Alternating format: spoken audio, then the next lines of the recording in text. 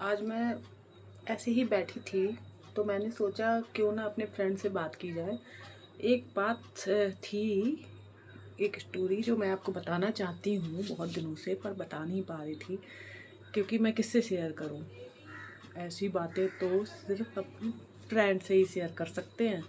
तो मेरी एक पड़ोसी थी, मेरे पास ही रहती थी।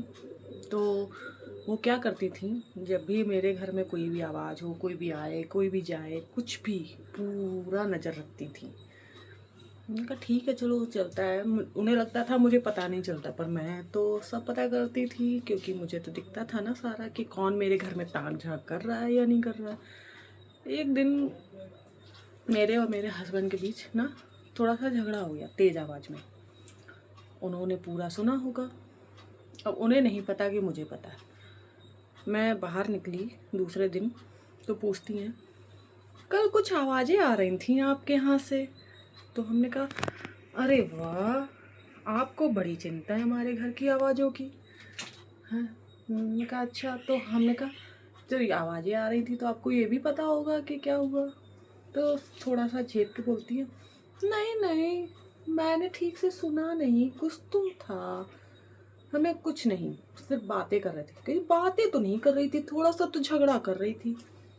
हमने कहा जब पता ही है तो क्यों पूछ रही हो। तो हमने कहा फिर ये भी पता होगा किस बात पे हो रहा था। हाँ कुछ कुछ सुनाई तो दे रहा था, जैसे कि ये कोई पैसों के लेके झगड़ा होता है, कुछ हो गया है क्या।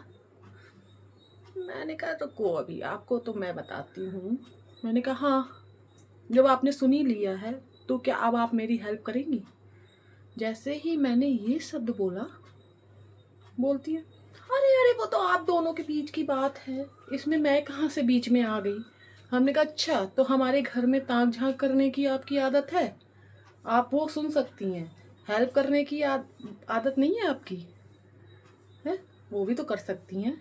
बस इतना सुना और उस दिन था और आज का दिन है, वो मेरे घर से दूर हो गई।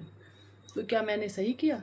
अगर आपको लगता है कि मैंने सही किया तो आप कमेंट करके बताइए। प्लीज़ लाइक कीजिए, सब्सक्राइब कीजिए और फॉलो कीजिए।